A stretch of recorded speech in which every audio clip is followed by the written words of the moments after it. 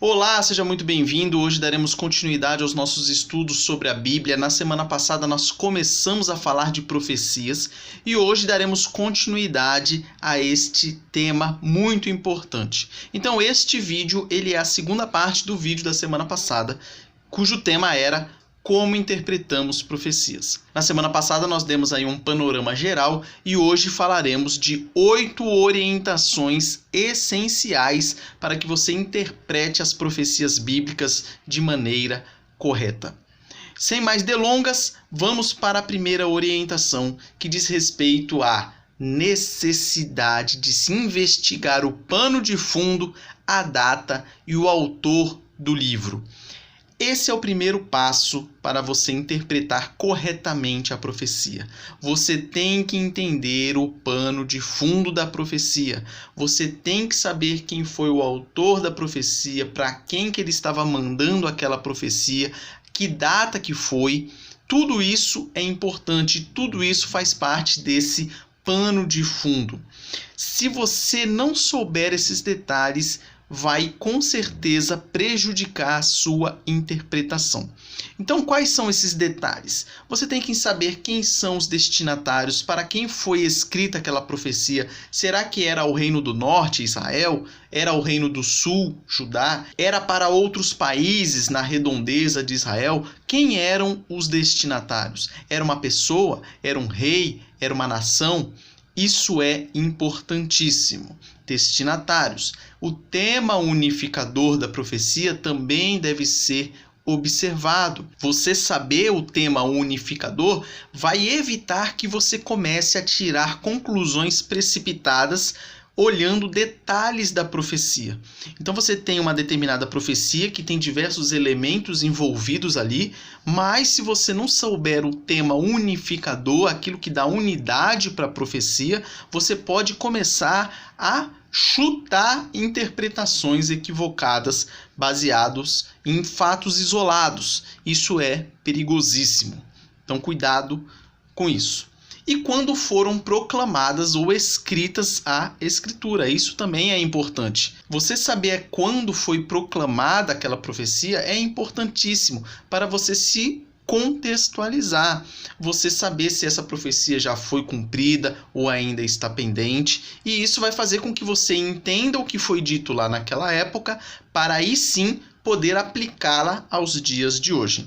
Então a primeira orientação: investigue o pano de fundo, a data e o autor do livro. E você pode se perguntar, tá bom, mas como é que eu faço isso? E a dica é: procure bíblias de estudo. Bíblias de estudo no início dos livros vai te dar um panorama ali, vai te dar um pano de fundo do que estava acontecendo com relação ao autor, com relação aos destinatários, a situação vivida e tudo mais.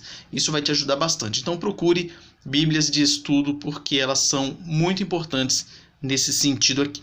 Segunda orientação é: preste atenção ao contexto. Nós estamos batendo nessa tecla do contexto aqui há muito tempo. Se você interpretar um texto fora de contexto, você vai aplicá-lo hoje em dia também fora do contexto. Logo, você vai pensar que está cumprindo ou obedecendo a palavra de Deus, quando na verdade não está. Porque se você interpretou errado, você não está obedecendo a Deus. Então, preste atenção ao contexto. Olhe os títulos e subtítulos no texto da sua Bíblia. Isso vai te ajudar bastante a entender o contexto. E compare traduções da Bíblia. Então, se você pegar a sua Bíblia aí, você vai ver que ela não foi escrita assim originalmente, mas foi acrescentado depois títulos e subtítulos que te ajudam na hora de você ler a sua Bíblia. Eu estou aqui em 2 Crônicas, você vê, capítulo 24, aqui você tem o subtítulo. Esse subtítulo aqui que diz o seguinte: o reinado de Joás. Então você vai saber que essa parte aqui vai falar a respeito do reinado de Joás. Na sequência, Zacarias morto pelo rei. Você vai ver aqui o título. Isso vai te ajudar a contextualizar. Originalmente, a Bíblia não tinha esses títulos e esses subtítulos. Era uma sequência só. E depois os editores foram acrescentando para facilitar o nosso entendimento. Isso ajuda porque você pode separar uma parte que diz sobre determinado assunto. Então, se você está dentro de uma profecia, isso é mais importante ainda. Porque se você pegar um pedaço quebrado de uma profecia, isso vai fazer com que você perca totalmente o contexto. Se você perder o contexto, você vai ficar perdido. Eu dei um exemplo de 2 Crônicas, mas vamos lá para um livro que é majoritariamente profético. Vamos ver aqui um exemplo de Isaías. Veja Isaías. Você está lá no capítulo 44. Tem aqui, ó, o Senhor é o único Deus. Então você já sabe que esse pedacinho aqui vai falar a respeito de Deus como sendo o único.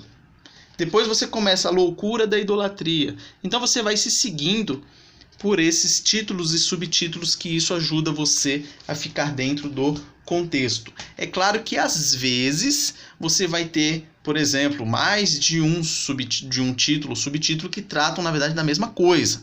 Então com o tempo você vai pegando essa manha aí. Mas já é um bom caminho, já é uma ajuda muito importante. E você comparar traduções da Bíblia também é muito importante.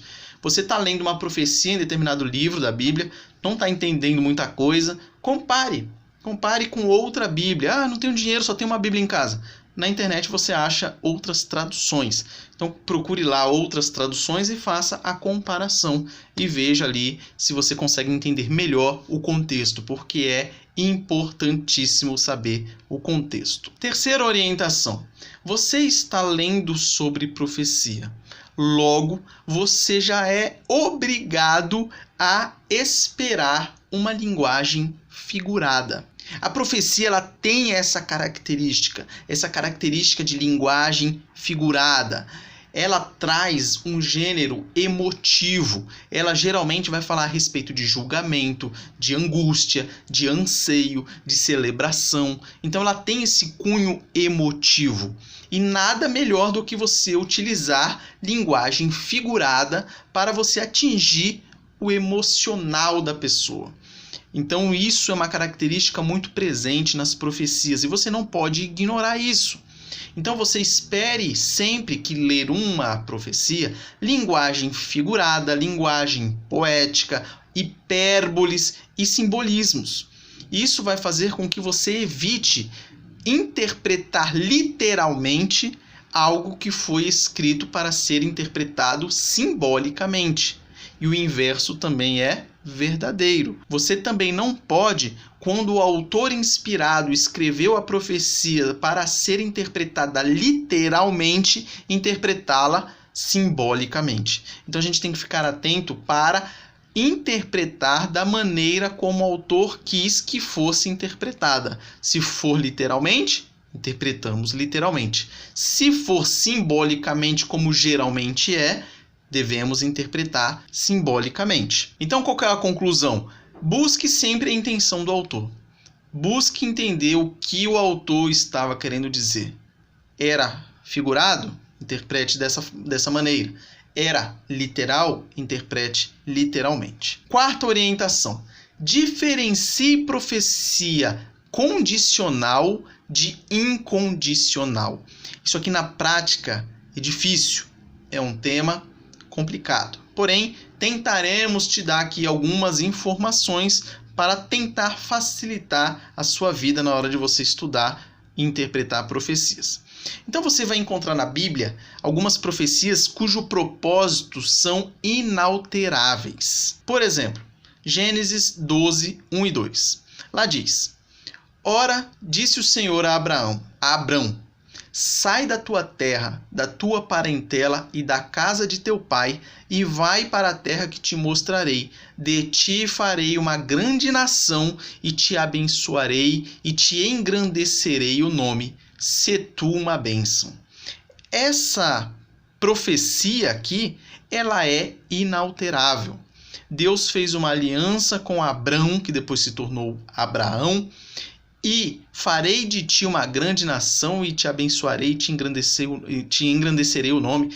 É uma profecia inalterável. Deus fez a aliança com Abraão, já era. E você vê essa confirmação lá em Gálatas 3,16, que diz assim: ora, as promessas foram feitas a Abraão e ao seu descendente. Então ele diz aqui, o apóstolo Paulo aos Gálatas, as promessas foram feitas a Abraão. No caso, essas promessas inalteráveis. Falado sobre propósitos inalteráveis, agora nós temos uma categoria que pode às vezes complicar um pouco, que é propósitos condicionais.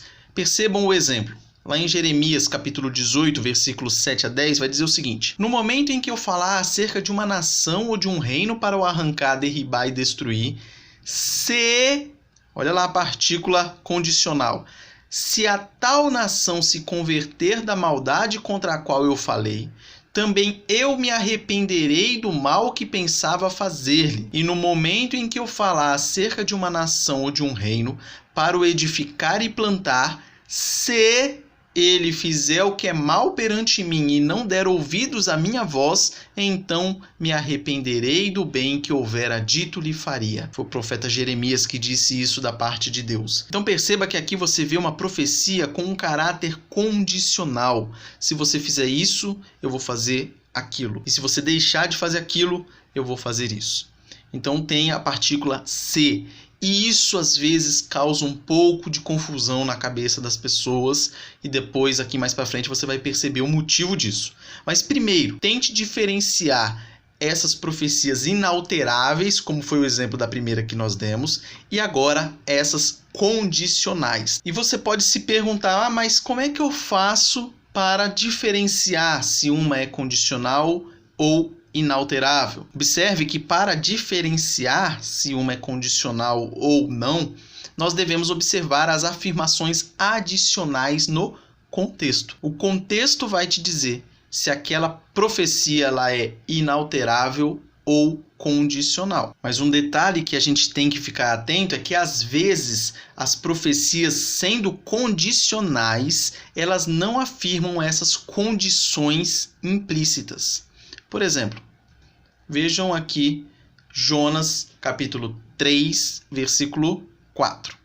Entrou na cidade e a percorreu durante um dia, proclamando: daqui a 40 dias Nínive será destruída. 40 dias e Nínive será destruída. Essa era a profecia que o profeta Jonas estava falando para os ninivitas. Veja a sequência. Os ninivitas creram em Deus e proclamaram um jejum e vestiram-se de panos de saco, desde o maior até o menor. Então Jonas pregou destruição. Eles se arrependeram. E o que temos na sequência? Viu Deus o que fizeram, como se converteram do seu mau caminho. E Deus se arrependeu do mal que tinha dito lhes faria e não o fez. Perceba, Jonas foi, deu a profecia, vocês vão ser destruídos. Eles se arrependeram. E Deus falou, então não vou mais destruir. Então se você não perceber que aqui, nesse texto, havia uma profecia condicional, ou seja, se vocês não se arrependerem, vocês serão destruídos. Se você não perceber isso, você vai falar que Jonas era mentiroso. Porque ele falou que depois de 40 dias eles seriam destruídos. Percebe a peculiaridade do texto? Ele falou, daqui a 40 dias serão destruídos. No texto não está escrito assim, se vocês se arrependerem não serão. Não.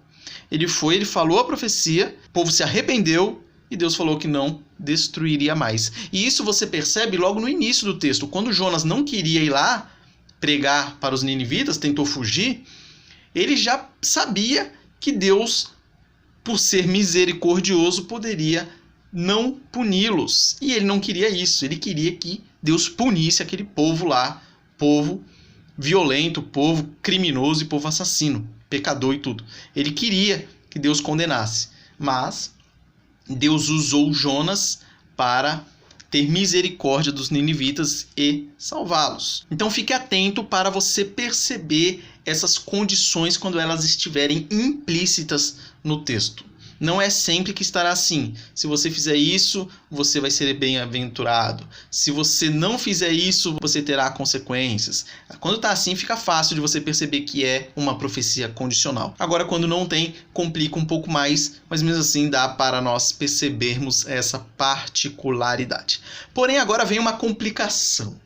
Vem uma complicação das brabas. Como eu falei no começo dessa orientação, isso aqui pode causar muita confusão na cabeça do povo. Qual é a complicação? Veja o que diz em Números 23:19. Deus não é homem para que minta, nem filho de homem para que se arrependa. Porventura, tendo ele prometido, não o fará? Ou, tendo falado, não o cumprirá? E aí você vai se perguntar, ora, o texto aqui diz que Deus ele não se arrepende. Porém, lá no exemplo anterior que nós demos, Deus diz que se a nação se converter da sua maldade, ele se arrependerá do mal que pensava fazer-lhe. Então, como conciliar isso? Deus não se arrepende e Deus se arrepende. Como é que você faz para andar nesse limite aí? É só nós pensarmos que essas profecias condicionais, elas demonstram as maneiras misteriosas pelas quais Deus interage com criaturas finitas que somos nós. Realmente Deus não muda, mas o jeito que ele interage conosco, muitas características humanas são mostradas como se pertencessem a Deus para que nós possamos entendê-las. Caso contrário, a gente não entenderia. E tudo isso faz parte aí dos mistérios de como Deus age. Igual nesse exemplo que nós demos. Se Deus sabia que os ninivitas se arrependeriam, por que ele enviou Jonas para anunciar a destruição deles? Então você vai ficar pensando, né? Mas se ele sabia que ia se arrepender, por que mandou? Porque ouvir a condenação que mereciam era o meio designado por Deus para realizar o arrependimento deles. Foi o modo de Deus agir. Simples assim. Deus quis que eles ouvissem ali a sua condenação para que assim eles se arrependessem e para que assim Deus os salvasse. Simples. Nos propósitos soberanos de Deus, o anúncio de julgamento por parte do profeta serve às vezes para abrir as fontes de misericórdia divina, que foi o que aconteceu aí com os ninivitas. Em outros casos, serve para aumentar a culpabilidade de seres humanos rebeldes. Como diz lá no Evangelho de Marcos, capítulo 4, versículos 11 e 12, Jesus Cristo dizendo: A vós outros vos é dado conhecer o mistério do reino de Deus, mas aos de fora tudo se ensina por meio de parábolas, para que vendo, vejam e não percebam, e ouvindo, ouçam e não entendam, para que não venham a converter-se e haja perdão para eles. Um texto interessante que vem colaborar com o nosso entendimento desse é aquele que diz que a palavra de Deus ela não volta vazia. Muita gente interpreta errado esse texto dizendo que a palavra de Deus vai e vai converter a pessoa. Não necessariamente. Por que que o texto diz que a palavra de Deus não volta vazia? Porque ou ela produz arrependimento e conversão, ou ela produz condenação. Então, de uma forma ou de outra, ela não volta vazia. Esse ponto que nós tratamos é o ponto aqui do vídeo de hoje que mais pode dar confusão ou mais pode ser difícil de entender. Então, caso tenha ficado alguma dúvida, mande aí nos comentários, a gente tenta esclarecer melhor nas próximas vezes aí, beleza? Agora vamos para a quinta orientação. Procure entender o que o autor inspirado está tentando comunicar à sua audiência original antes de procurar determinar as implicações para nós hoje. Se você não entender o que o autor original estava querendo dizer naquela época, você não vai conseguir aplicar para hoje. E aí é onde nós encontramos diversas distorções na hora de interpretar o texto bíblico. Então, o primeiro passo é entender o que o autor estava querendo dizer lá para o povo naquela época lá. Entendeu? Aí aplica para os dias de hoje. Profecia de acontecimentos específicos e não repetíveis não pode ser confundida com padrões fundamentais dos lidares de Deus com a humanidade. Nossa, complicou, não entendi nada dessa frase. Vamos explicar melhor. Características manifestadas por Deus nos textos proféticos podem ser ligadas a situações semelhantes de hoje. Por exemplo, julgamento de nações pecaminosas, como nós encontramos diversas vezes lá no Antigo Testamento, preservação de um remanescente fiel, isso se referindo tanto ao Antigo Testamento quanto à igreja, aparente demora em Deus julgar os ímpios. Então tudo isso nós podemos aplicar para os dias de hoje. É uma característica que não muda, são semelhantes tanto lá como hoje. Por exemplo, a fidelidade de Deus para com o povo de Israel é a mesma hoje para com a sua igreja. Tanto Israel como a igreja, ela é composta por pecadores, ela se rebela contra Deus, ela se desvia muitas vezes do caminho, mas Deus é misericordioso com a igreja da mesma forma que ele foi com o povo de Israel. Isso que nós falamos é essa segunda parte da frase, são os padrões fundamentais dos modos como Deus trata a humanidade. E no início da frase, as profecias de acontecimentos específicos e não repetíveis são aquelas profecias pontuais. Por exemplo, a profecia que foi feita contra Tiro. Tiro, você vai ser destruída e vai virar um montão de pedras. Já aconteceu, é uma profecia que se cumpriu. Ou, por exemplo, as profecias contra Judá, que seria invadida pelo exército babilônico e seria levada para o exílio. É algo que já aconteceu. Então você não pode confundir algo que já aconteceu e querer trazer para os dias de hoje. Lógico, alguns ensinamentos você pode tirar, claro, mas não a profecia em si. Achar que hoje vai surgir um exército babilônico e vai invadir lá o território de Israel e levar o povo cativo. Então isso você não pode fazer. Agora, o modo como Deus tratava o povo de lá é o mesmo modo como ele trata nós aqui. Sexta orientação. Determine se as predições proféticas já se cumpriram ou não. Isso também é extremamente importante para que você não queira achar significados obscuros lá na profecia. Já foi cumprida e você acha que ainda vai ser. Então, qual que é a dica aqui? Você tem que permitir que o Novo Testamento ele seja o seu guia no cumprimento de profecias messiânicas e escatológicas do Antigo Testamento. O Novo Testamento vai te guiar nesse sentido. Aqui eu trouxe diversos exemplos que vai facilitar esse nosso entendimento e nós temos que observar que o Novo Testamento ele nos informa diversas vezes que as profecias do Antigo já se cumpriram da maneira que era esperada. Por exemplo, lá em Lucas 4, de 16 a 21, você vai perceber quando Jesus estava na sinagoga, ele leu uma passagem do profeta Isaías que dizia que o Espírito do Senhor está sobre mim, pelo que me ungiu para evangelizar os pobres, enviou-me para proclamar libertação aos cativos e restauração da vista aos cegos, para pôr em liberdade os oprimidos e apregoar o ano aceitável do Senhor. E aí Jesus Cristo fez o quê? Fechou o livro, sentou-se e disse: hoje se cumpriu a escritura que acabais de ouvir. Lembrando que Isaías escreveu a sua profecia aproximadamente 700 anos antes do nascimento de Jesus Cristo. E Jesus vai lá e diz que aquela profecia se cumpriu. Acabou. Se você está lendo hoje a profecia de Isaías, você não tem que pensar que essa profecia ainda vai acontecer. E ela já foi cumprida. E Jesus Cristo já atestou o cumprimento dela da forma como foi feita. Acabou. Por exemplo, outros exemplos, né? Você pode perceber lá em Oséias 11:1, o profeta diz: quando Israel era menino, eu o amei, e do Egito chamei o meu filho. E lá, no Evangelho de Mateus, você vai perceber que, para que se cumprisse o que fora dito pelo Senhor por intermédio do profeta, do Egito chamei o meu filho. Outra profecia do Antigo Testamento que se cumpriu no Novo. Então não adianta você olhar lá a profecia de Oséias, do Egito chamei o meu filho, e tentar aplicar isso para hoje, como se fosse uma profecia que ainda iria ocorrer. Não, ela já ocorreu, acabou, está fechada. Outro exemplo, Isaías 53:4, que diz: certamente ele tomou sobre si as nossas enfermidades e as nossas dores levou sobre si, e nós o reputávamos por aflito, ferido de Deus e oprimido.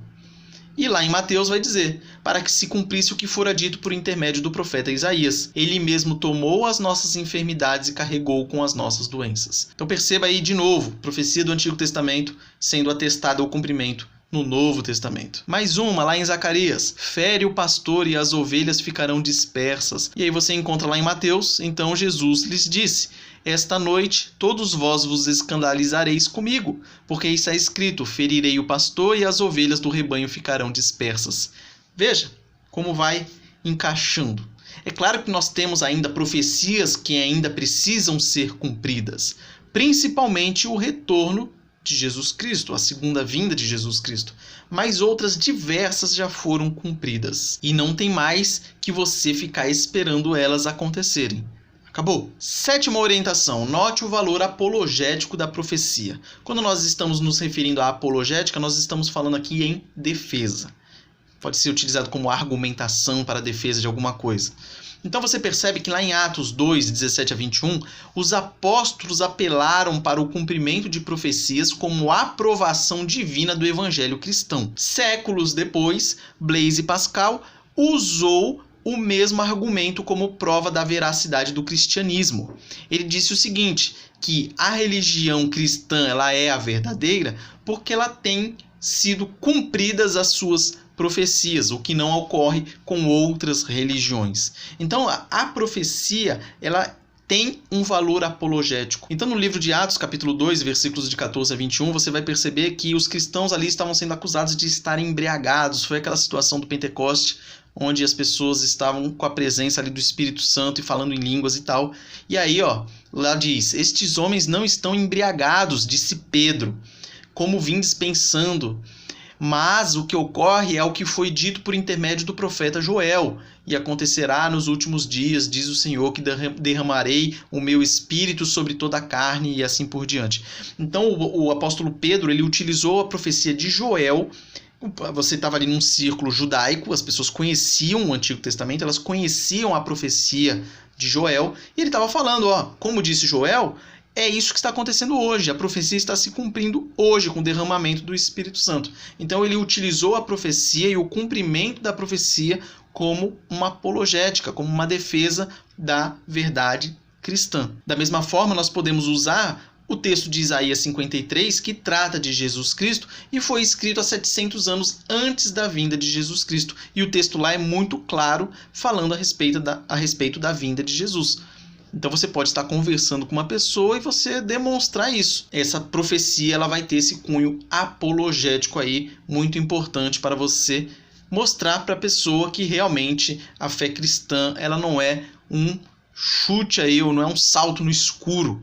Ela é histórica, ela tem profecias, ela tem os cumprimentos da profecia, ela tem material que você pode verificar todas essas situações. Oitava e última orientação. Entenda a diferença entre profecia da época do Antigo Testamento e do Novo Testamento. Aqui falaremos um pouco a respeito também de dom de profecia. Toda a profecia posterior ao Novo Testamento tem de ser avaliada e filtrada de acordo com a Escritura. Com o Apocalipse, profecia da forma como era feita no Antigo Testamento e no Novo Testamento cessou. Acabou. Profecia daquela maneira não existe mais. Que isso fique claro para nós continuarmos aqui no que estamos dizendo. Então, o dom de profecia hoje, que muitas igrejas pregam por aí, na verdade ele existe. E na verdade é expor a verdade revelada de Deus conforme está registrada nas Sagradas Escrituras. Este é o dom de profecia. É você expor com fidelidade a verdade revelada ou as profecias reveladas nas Escrituras. Simples assim. O que isso significa? Que você não tem mais revelação nova. Você não tem novidade. Você tem a verdade toda revelada e fechada na Bíblia. Cânon bíblico fechado. 66 livros. Acabou. Então hoje você não tem mais novidade nenhuma. O dom de profecia hoje se resume a você expor a palavra de Deus de forma fiel. Veja o que o apóstolo Paulo diz lá aos Gálatas, capítulo 1, versículos 8 e 9. Mas ainda que nós ou um anjo dos céus pregue um evangelho diferente daquele que lhes pregamos, que seja amaldiçoado, ou que seja anátema, segundo a Almeida Revista Atualizada. Como já dissemos, agora repito, se alguém lhes anuncia um evangelho diferente daquele que já receberam, que seja amaldiçoado, que seja anátema. Então veja, naquela época já o apóstolo Paulo já dizia, se vier coisa diferente aí, desconfie.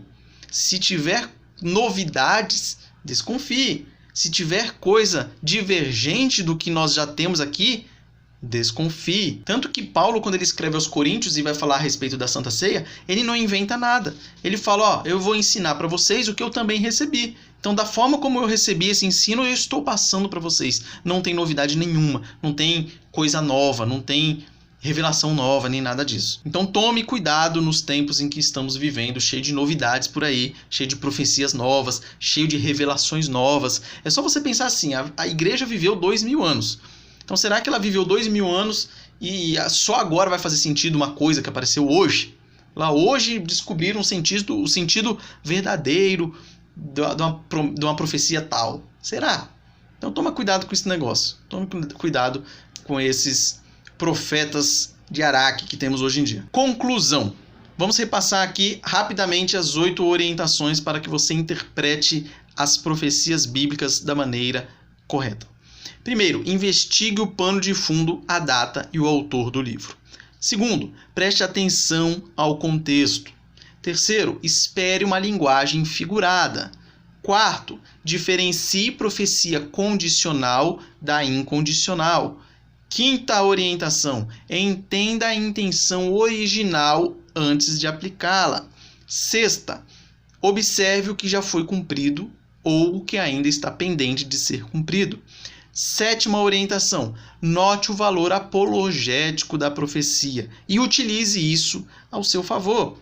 E por fim, diferencie profecia do Antigo e do Novo Testamento e não caia nos engodos de hoje, de novidades revelacionais. Beleza? Então com isso nós encerramos o vídeo de hoje. Se porventura ficou alguma dúvida, mande aí nos comentários. E se Deus nos permitir, nós nos encontraremos aqui na semana que vem para darmos continuidade aos nossos estudos sobre a Bíblia Sagrada, especificamente sobre profecias. Um forte abraço, que Deus abençoe a sua vida e até a próxima.